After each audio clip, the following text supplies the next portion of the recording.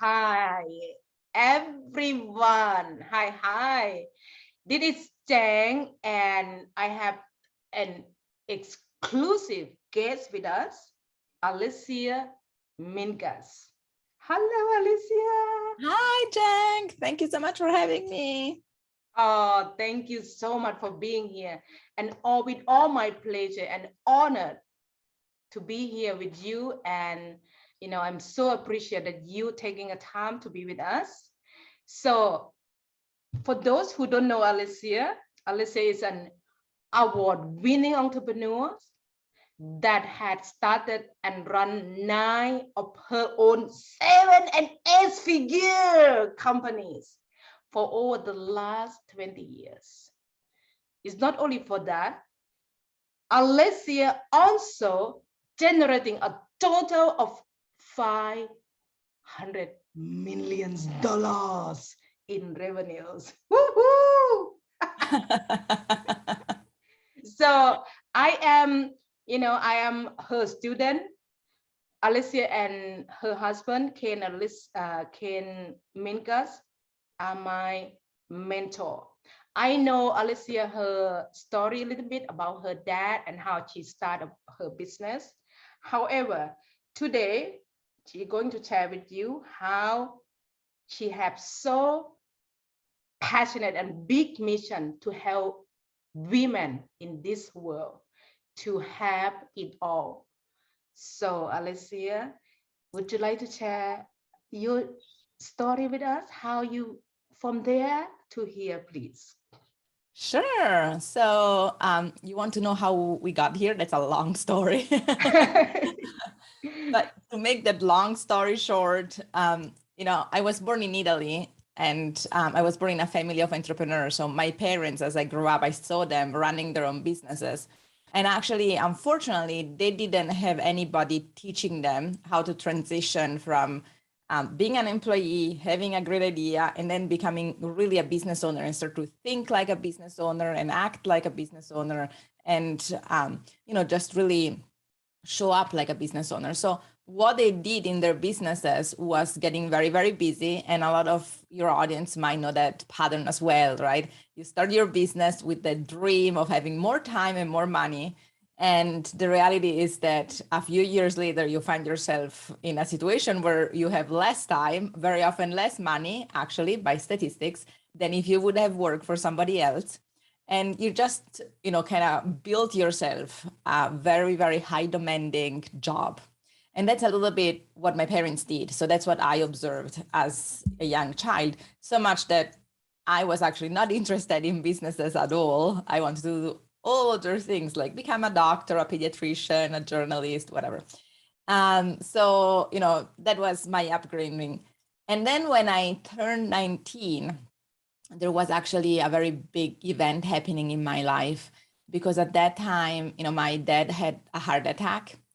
And from that, he had to actually take care of his health and really take time off the business for 6 months, which was incredible, like unheard of. Like nobody understood how that would work.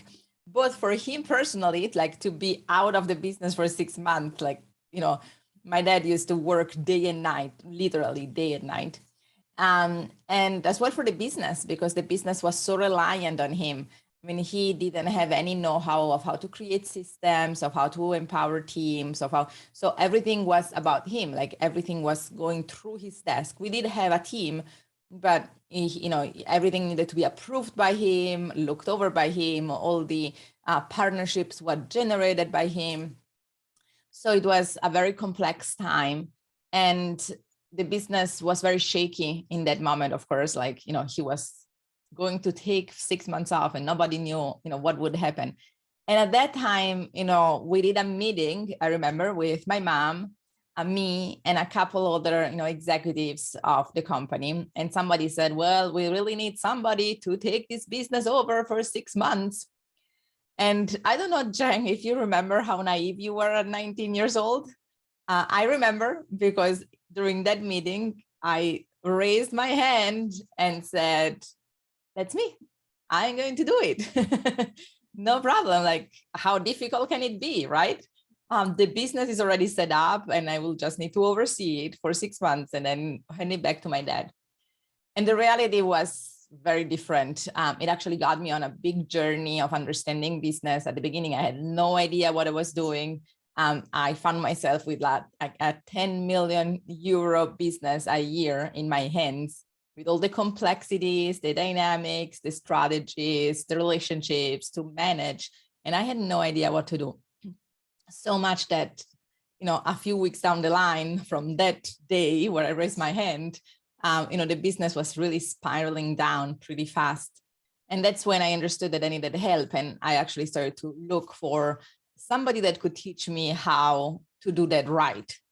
And it was a long journey to find the right people. It wasn't, 20 years ago, it wasn't as easy to find mentors and, role models that had actually taken a business, systematized it, scaled it, created teams and empowered them, and really created leaders, that could actually take the business forward. It was difficult. It was a long journey to find the right people, but it was an amazing journey. In 3 years, we tripled the business. So we got to 30 million euro per year. And I learned so much and I had so much fun in the process.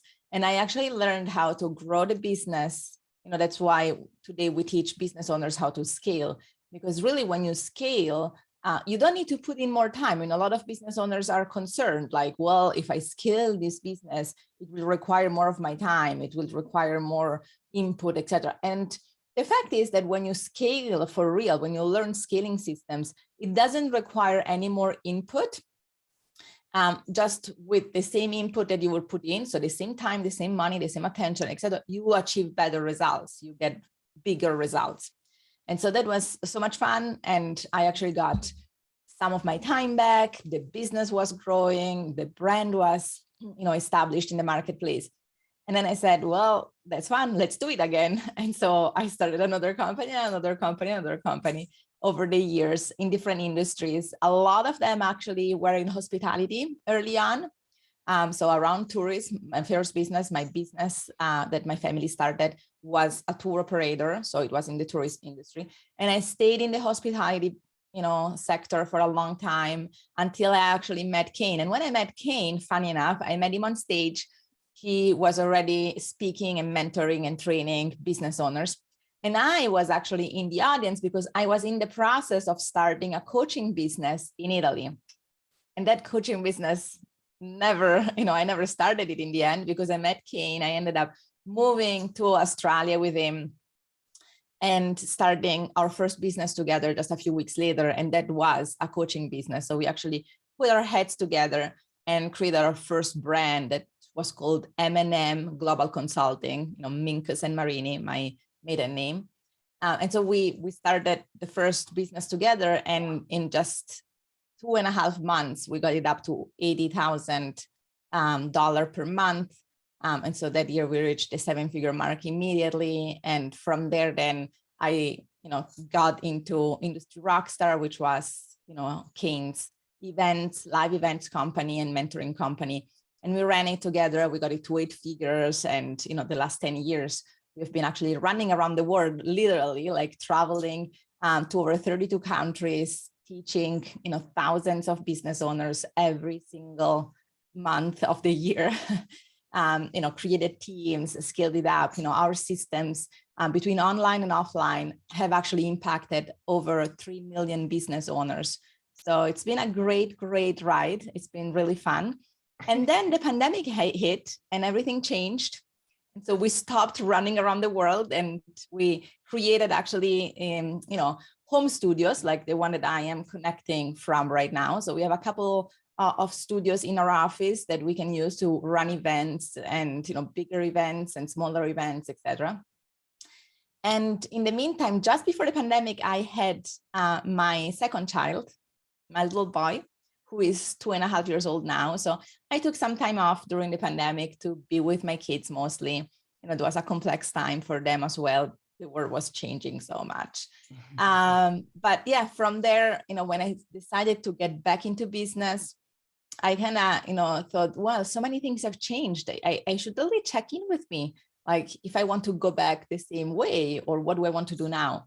And there's been a very, very strong passion that emerged, which has always been there. But again, we were so busy, running the business and growing the business and the brand, etc., that I thought I will do that at some point, which was really mentoring women and really helping women understand how to grow their businesses and scale them. Because today, I mean, in the past, women businesses were actually, a minority. That is changing. There are more and more women that are starting their businesses every day. And yet, if we look at the percentage of women that will actually reach the 7-figure mark in their business, it's very small. It's just a few percentage points. So that was very impressive for me. And I thought that needs to change. We need to actually, really empower women. And we have seen in the last 2 years a very big trend in the marketplace. Women looking for women role models, women mentors, women coaches, women advisors, right? I mean, we can learn so much from each other, like men and women, but there are so many men out there already. And for a long time, there were only men almost as choices, right? And so we were taught by men how to design our life, how to design our business, how to set up. And the fact is that as a woman, there are some very specific challenges that we go through. I mean, in our personal life, in our business life, we are holistic beings. Everything affects everything. So we have seen more and more women that say, I need a woman that understands what I'm going through and can guide me from that perspective. So that's what I'm doing now. I actually just launched a new brand called Deals in Heels. And with that brand, the mission is really to empower women with strategies and tools, the same strategies and tools that I've used on my companies that we have shared with a lot of business owners along the way, that I have actually implemented with some of my private clients over the years, helping them get to 7 figures and more. And now I want to share them with more women through this brand. Wow, that's amazing. Woo! Woo, woo, woo, woo. Thank you. I love your mission, and I love the deals in heels. Yes, Deals in Heels. Yeah, that's amazing. Thank you so much, Alessia, for sharing this with us. Thank you. Yeah. So I would love to ask you the next question. What the biggest challenge women entrepreneurs face? That's such a great question, Jeng. Thank you. Well, so if you do a Google search about the biggest challenge that women entrepreneurs face, very often you find something like lack of confidence or something like that. And there is some truth to that. I mean, definitely men very often are more confident, we would say bold. Some would say, some men border on kind of, some arrogance, etc. Women are very humble. As women, we tend to be very humble. We tend to have definitely a harder time very often talking about our achievements. We tend to, kind of play more of a community game where we want to impact the community, help the community. We are not kind of out for ourselves. Those are just some traits that, of course, not every woman has, but in general, we can see those trends. But I think there is something deeper there. I think that the lack of confidence is actually, just a symptom of a bigger problem. And the bigger problem is that I think historically, we haven't had as many role models as women. I mean, I remember when I started to, run my family business, and then I started my other businesses. And for a long time, my mentors were men, not by choice, but because I could barely find actually women mentors at that time, right? Back in the days. And it is changing, we are changing that right now. And I think the new generations will have many more options, of course, which is amazing. But if we look at, the women that are running businesses today, we grew up in an era where it was still harder to find women role models.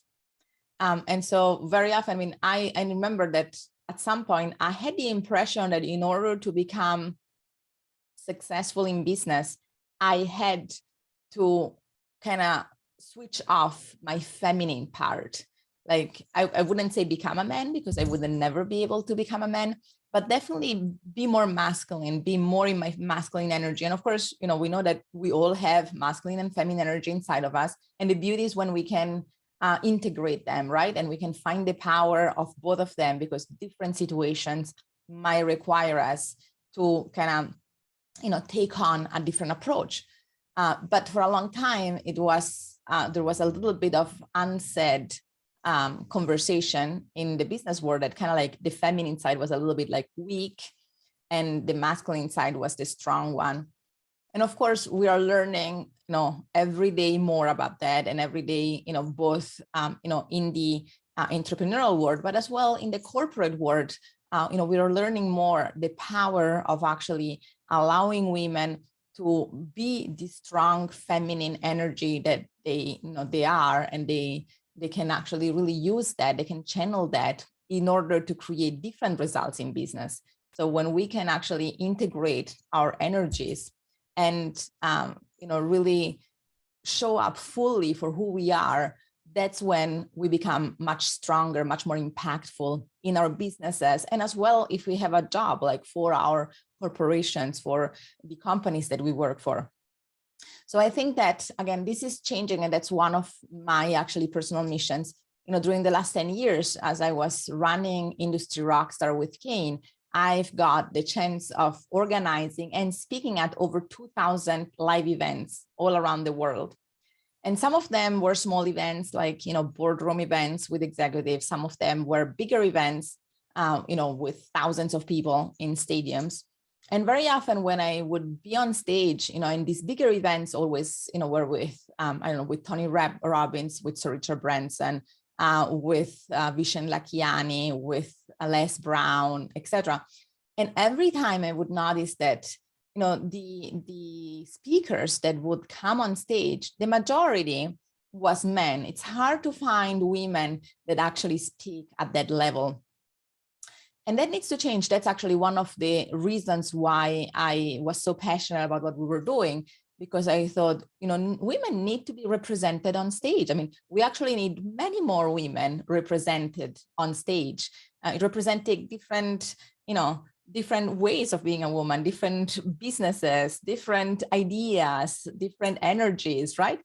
And so that's changing. It's still kind of slow, but it's changing. And so I have a hope that new generations, like I have a 7-year-old daughter, and for her, I am hoping that as she grows up, she will actually find herself surrounded by successful women that can share their stories and can share their ups and downs. Because of course, you know, becoming successful is never like that straight line that somebody would think. It's always like a very messy up and down journey. But that's really what we need. I think that's one of the biggest challenge, definitely, for women in business, like the lack of role models to be inspired from, learn from, and be mentored by. Wow. Ooh, it's a gold nugget. I love it. Thank you, Alessia. So now we talking about role model. Did you have a role model? So, well, I mean, I was lucky enough to have one role model, actually two, I would say, very strong ones. Wow. And funny enough, that's actually a very big part of me wanting to launch this brand, Deals in Heels. So my grandmother and my mother were both entrepreneurs. So my grandmother started her own businesses, several ones. Now, unfortunately, she had a few patterns that we see very often with women, which is she was extremely talented, like amazing. She had so many talents, and she was really good with people. So she was, you know, great at building relationships, etc. But she never totally owned her value in the marketplace.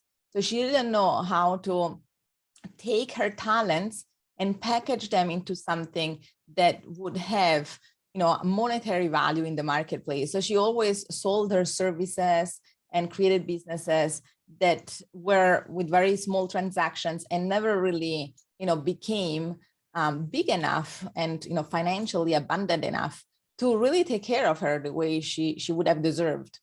So I have observed her, really, again, doing the entrepreneurial thing and struggling. Then the second role model that I had was my mom. And my mom ran the company with my dad. And she was definitely, we are always an evolution of our parents, right? So she was definitely an evolution of my grandmother. She took what she saw with my grandmother, what she learned from her, and she took it to a whole new level. And that's why, in the partnership with my dad, they were able to create a 7- and 8-figure business over the years. But as I told you at the beginning, they didn't understand exactly how to create systems, how to create teams, etc. So they were very, very busy. The relationship actually suffered a lot from running the business and just from the busyness of the business. And sometimes it pulled them apart. They stayed together, but of course, just like every relationship, they had their ups and downs. So those were very important role models for me. The things that they taught me was, first of all, my mom always said, like, if you have a passion, there is something that you have a mission, etc., you need to, show up, you need to make it happen, so they were very, very much about taking action. They were very, very much about being heard and actually, creating something with your passions, with your hobbies, with, things that you cared about. But then the second thing that I learned was that, that is not enough. You need as well systems, you need as well strategies, etc., in order to make that passion become something that can create security in your life, that can actually take care of it, that can make you financially independent for real. If not, you end up just running, like crazy in circles, being super busy, and in the end, working a lot for very little money, which again, we hear a lot from business owners at any stage. Very often they say, well, I was hoping this would mean more for my lifestyle. And really in the end, I am doing a lot. And if I look at what I'm able to bring home, it's not that much. So that's why, again, these have been my 2 role models. These are some of the lessons that I learned. And this is part of my why. I feel like my why is divided between my past and my future. And the part of my past is actually about my mom and my grandmother, what I've seen through them and what I have learned and what I want to change because of that. Wow. That's amazing. Ooh, that's the gold nuggets. And Alessia, because of your grandma and your mom is a role model, big role model of you, right? Do you have a specific mentor or coach from there you were and to get here where you are today? Well, I wished I would only have had one mentor. But really, just like I always say to my clients as well, I won't be their one and only mentor. We all need to learn from a variety of people. And so I've had many, many, many mentors in my life. I work with them in different capacity, in different, different styles, in different ways. But many, many mentors over the years. And I'm very grateful for every one of them, because I feel like creating, success can have so many faces. Like success can show up in so many ways. And the journey is really creating success the way you want it.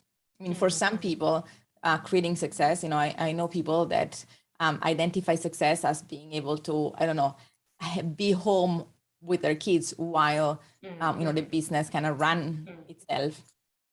Other people identify success as traveling around a lot and meeting people, etc. Others identify it as having big teams. Like, it's different for everybody. And I feel like it's a little bit like creating a puzzle.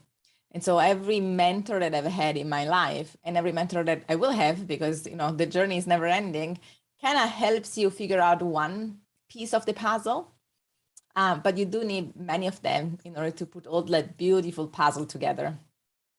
Oh my God, yeah. What is that done for so to be a successful woman today? Well, I mean, that's a great question. I think that to be a successful woman today, you definitely need to work a lot, again, on your confidence. Mm. And the confidence really to be who you are. There is a Mm. lot of, a lot of women, and, I can see that in men too, but when we start a business, when we start to work on our brand, very often we have that perception that we need to show up perfect in order to connect with people, in order to Yeah. create a following, which now is so important, right? Yeah. In order to find our tribe, etc. In order to be inspirational, we need to show up as perfect. Yeah. And that's, it couldn't be more far from the truth, because people don't want perfect, idols up there. Mm. People want, people that they can connect with, Yeah. Yeah. and people that are authentic, that are open, that, can share the ups and downs, as I said. Yeah. No, so I feel like that's something that takes a lot of work for us. Yeah. Sharing kind of the less glamorous side of Uh-huh. I ourselves, want of to, our I don't business. want to disrupt you, but No problem. it is the biggest part that you are my role model. You are my mentor because you show the life like normal human being. And because you show up the normal human being, make you become a beautiful human being. You know? Thank you. And that's the big like, oh my God. Yeah. So if people don't need to be perfect, not No. even a mentor, not even a coach. If some of you have coach out there, I believe that all of you who watch this video have been, been working with coaches, mentor, and so and etc.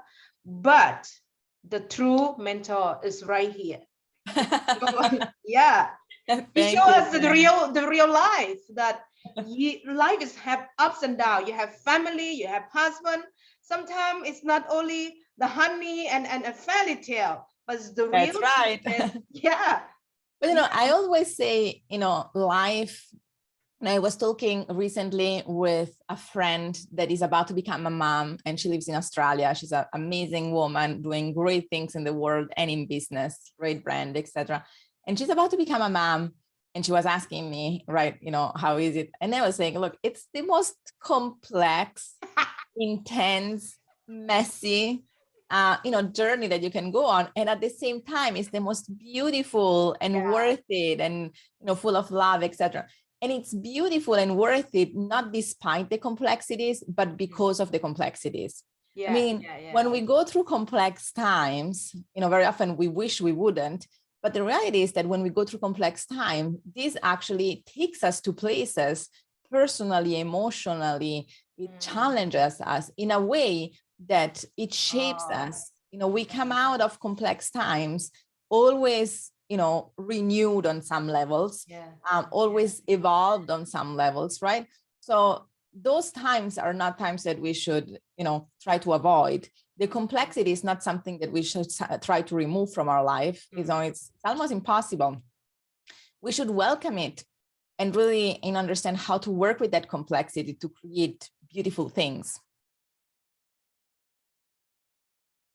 Beautiful. So this is what I love about Alessia. You just being authentic you. And that's the beauty of you. Not only the mentor and strategy that you share with me and others of your students, but who you are authentically. Just, be brilliant instead of to be perfect. And I want to thank you for that. Thank you so much. That's such a big part, Funny enough, makes me think, a couple of years ago before the pandemic, so it was October 2019, and I had just given birth to Liam. And I absolutely admire women that go through pregnancy and look fabulous. And my body does all weird stuff when I'm pregnant. And so just after giving birth to Liam, like the time where every woman kind of would like to take time off and just kind of, focus on their body, to go back into some sort of like, really, really getting back into your body on all sorts of levels, not even just physically, right? And instead, we received a call from our partners in Tel Aviv that they were organizing an event, and they wanted us to partner with them, and they wanted to bring in Tony Robbins. And so we worked on actually, organizing these events with them in Tel Aviv to bring in Tony. We had a big stadiums, the Nokia Stadium in Tel Aviv, 15,000 people. And they, of course, invited us to speak there. And so Kane said, what do you want to do? I know that it's kind of like a weird timing, but what do you want to do? And I thought about that for a long time, like, what do I want to do? Like, do I want to kind of hide and then I said, no, I don't want to hide, because I feel like that's who I am right now, right? That's part of the ups and downs, that's part of the messiness, etc. And so I ended up flying to Tel Aviv with my 3-month-old baby and my 3-month postpartum self, right? It's cute, by the way. And I showed up on stage, of course, like, still overweight and, kind of like in all the messiness of the postpartum stage. And as I was sharing that, some of the audience, as we were presenting, and I was saying, I know that you might feel not perfect. I know that you might feel like you're not ready. I know that you might feel like it's not the right time, etc., to do certain things in your business you need to do. And I understand you. I mean, I'm standing here in front of you, in front of 15,000 people, in a way that, I don't feel comfortable either. I know if I would have chosen the time, this is not the time that I would have chosen to show up in front of 15,000 people. And I wouldn't say that I was ready for that right now, but this was the time. And I decided to show up, not even so much for me, but for you, to show you that the impact that you make, it's not about you. It's really not about yourself. It's about the people that you're going to inspire. It's about the people that you're going to empower with the systems that you share, with the stories that you share, etc. And so that actually, they loved that. It was very, very, kind of intimate moment with the audience. And I feel like that's really like, the most important thing that we need to learn. Like, people want to understand who we are for real. And when we show up authentically, and when we can share what is going on for us, and be vulnerable. Brené Brown has amazing, amazing line of work about, leading, with vulnerability. Yes. And I really believe that is, one of the most important things that we need to learn. That vulnerability is not weakness. Vulnerability is actually, it brings us together, allows us to connect at a whole different level. Totally agree. Oh, I love that. I love this part. I love this part so much, as I also teach my clients to, to allow yourself to just being, and just being. It's, you can be crying, your life can be ups and downs, and it's okay. Because it's the part of your journey, it's part of your growth. And vulnerability is the biggest strength, not the weakness. That's right. As you mentioned. Even because it takes so much courage to really be vulnerable in front, in front of other people, in front of people that, especially, if we talk about business, in front of our market, in front of our clients, like being really authentically us requires vulnerability, and being vulnerable requires taking risks. And so it requires courage and being brave. So it's a very important lesson, I think. And I had to work on that a long time. I remember as well, when I started speaking, one of my mentors actually used to tell me, like, you can't be so guarded on stage. It's not about being perfect. It's about being you. They don't want some sort of fake perfect person. They want a real person that is you, and they want to understand who you are. And so that was a very, very, important message for me and lesson to learn. And it takes practice, just like everything, right? But I think that that's really makes a big difference. Yeah, totally agree. Ooh, love it, love it, love it. Oh. And also, I want to add that, Alessia, when you show your vulnerability, which means if you need help, raise your hand for help. Reach to your coach or mentor, someone that can be your role model, can guide you to the next level where you want to be, right? Because because I have been doing that, like, oh my God, I can do everything on my own. I can handle this, I can this and that. At the end, I end up with nothing. No money, no honey, nothing. And so I said, now I raise my hand, I reach out to my coach, my mentor, I go for that because they know exactly, how to bring me from where I want to go and who I want to become. Because if you try for your own, day after days, weeks after weeks, month after month, years after year, it's a long wasted time. Yeah, they're wasting your time. Right. Yeah. That's why mentors are there, right? I mean, the idea is to shorten the gap between where you are and where you want to be, because when you work with somebody that has already done it, I mean, it's just like when you work with somebody that, has already gone, somewhere physically where you want to go, they can give you directions and they can make sure you don't get lost somewhere. So that's the whole point of hiring mentors, working with mentors, and, having advisors in your business, having, board of advisors, etc.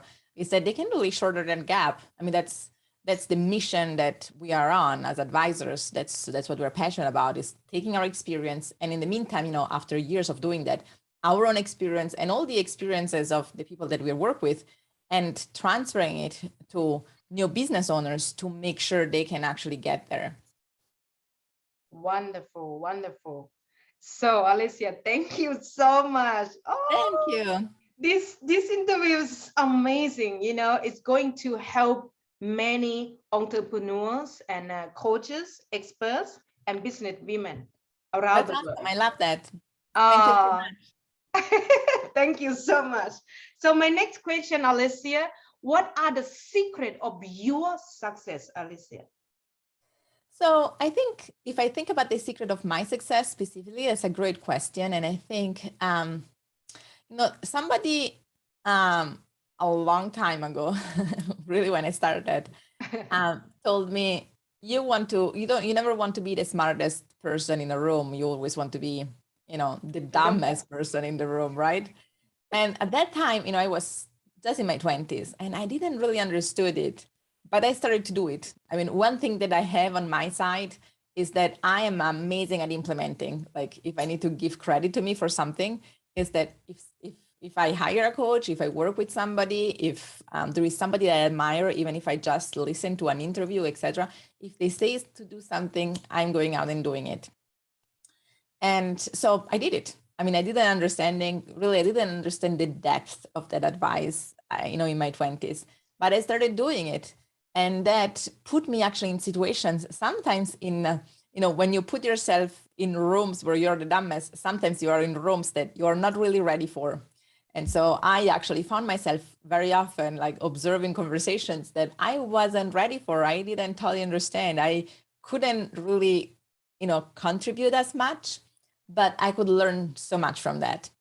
And so that's what I've always kept doing. Like, I always kept kind of looking for people that knew more than me, people that had done more than me, people that had pushed the envelope more. And I still do it. I mean, to this day, both Kane and myself, I mean, we are constantly engaging with mentors, with advisors, whether it's on something specific that we want to achieve or whether it's in bigger conversations. But we always want to work with people and surround ourselves with people that are doing really, interesting things or have done some things that we want to achieve, so that they can help us and get there. So what you said before, it's very true. Like, it takes actually courage as well to raise your hand and say, I need help. Because, very often we try to look perfect, we try to look good. And so we try to say, I got it, I can do it all. I know what to do. I know how to do it. I will make it happen. And then, it doesn't happen really, because it's difficult to do it all by yourself. So that's really, I think, one of the biggest things for me has been that early on, I understood that when I started, it was very clear, like I didn't know much about business. It was very easy. And so I said, well, I need to, rely on others actually showing me the way. And I did it, and I kept doing that, and I keep doing it to this day. And I think that has actually allowed me to grow much faster than if I would have tried to figure out things by myself. Ooh. Woohoo! Oh my gosh. Thank you so much. This is so gold nuggets, what you shared with us. Amazing, amazing.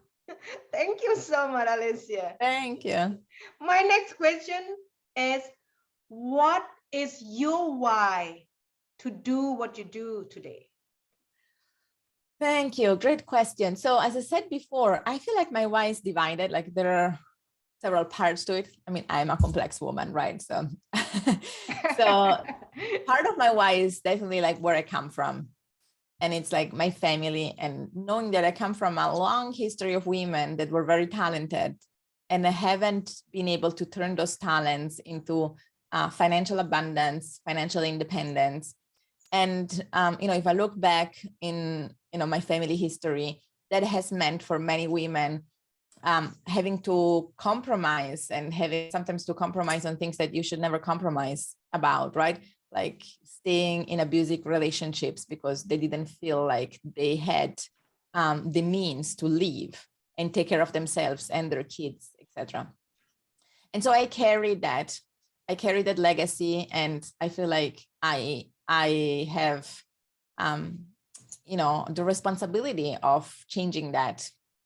And then there is another why, which is kind of like more future oriented, which is I have a little daughter. And the moment she was born, I started to think like, what world will she live in? And of course, that's a big conversation that involves a lot of different areas. But in terms of business, I feel like I want her to be in a world where there are a lot of women succeeding, where women can cheer each other up, where women can collaborate to actually help each other reach greater heights.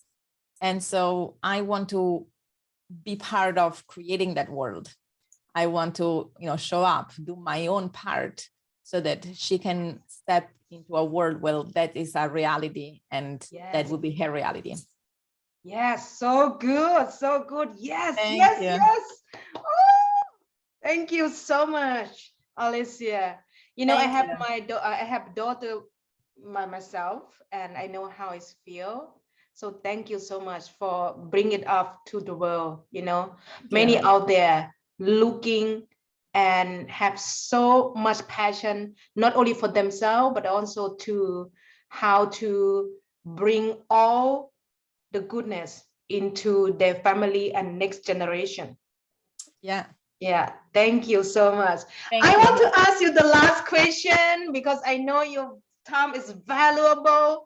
So can I ask you last question, please? Sure, go ahead. Oh, thank you. Thank you. So do you think can women business owners really have it all, Alessia? That's a great question. And, a friend of mine, Randy Zuckerberg, wrote a book about that says pick three, because her theory is you can have it all, just not all at the same time, not all so she says every day you pick three things that you want to have, and then you rotate, and that's how you have it all. And it's a great theory. I feel like, can you have it all?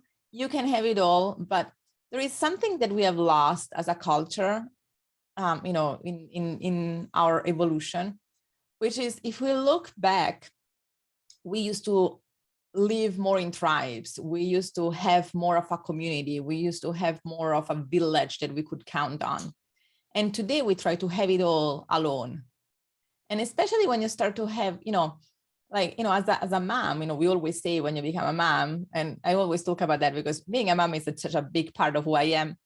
And so when you become a mom, there is this saying, it takes a village. And it does take a village, it's true. But today we actually very often don't have that village. I found myself becoming a mom in a different country, in a different continent than where my family was, where my friends were. I mean, I moved to the United States when I was 7 months pregnant. So by the time my daughter was born, I pretty much knew nobody other than my husband and a few other people. And so, I really got to understand the importance of having that village. And so, it kind of, I think, connects with what we discussed already, like the power of understanding how to ask for help, which I think is something that as women, we have a hard time with.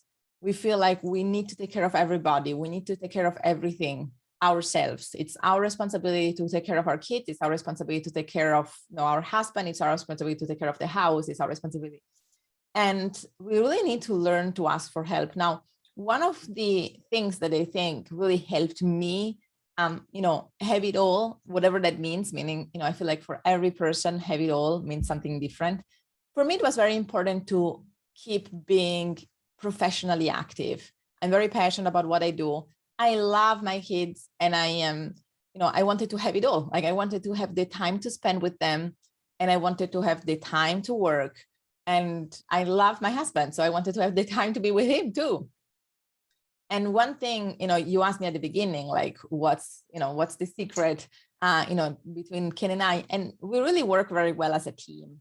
And he has been just amazingly supportive.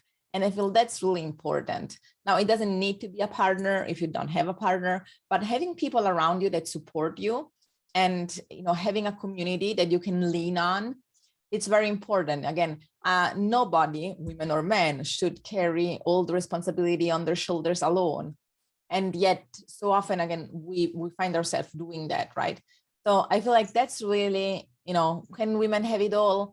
I think women can have it all, but just not alone. We need to come together. I mean, we need to support each other as women. We need to, and, I have some amazing women in my life that support me, emotionally, some really practically. I mean, even like my babysitters, like, they're amazing people. And I just love them for that, because they support me in doing something that I wouldn't be able to do without them. And so it's friends, it's family, it's people that you surround yourself with, really finding your community, creating those bonds, with people that you can trust, with things that, you feel like are really important, really, kind of secret. I mean, I feel like when you give your child to somebody to take care of, even just for a few hours, it's a sacred thing. Like, it's such a big, relationship that you build there. And so finding those people, again, whether they're a family, whether they're friends, whether they're people that you meet, because of some needs that you have, but surrounding yourself with people that you can trust, that understand you, that, you feel like you're on the same level and on the same energy. And therefore they can take away some of, the things that you need to do, and you can just support each other. I feel that's very important in order to have it all. And again, I'm very, very grateful to Kane, because I think that our partnership together is really what has allowed me to keep going. And, we homeschool our kids, so I'm able to spend a lot of time with them. At the same time, I'm able to, make a big impact, do what I love. It's just like, it's just a teamwork. Yeah, wow. Ooh, I love it. I love that when Alessia talking about, you can have it all, lady, but not alone. You need some help. You need somebody to be a role model, someone who can take your hand to the next level, who can share your the right information and the right direction. And, if you're ready for that, right, Alessia, that you can just raise your hand and ask for help. That's it. Right. Yeah. And most importantly, open your heart to asking and receiving help. Right? Yeah. And have a better connection and find the right family and community. Yeah. Oh, thank you so much. Thank you, Jane. Oh, thank you so much, Alessia. So I'm going to stop this recording. Is it okay for you? Yes, that's fine. Thank you. Oh, my goodness.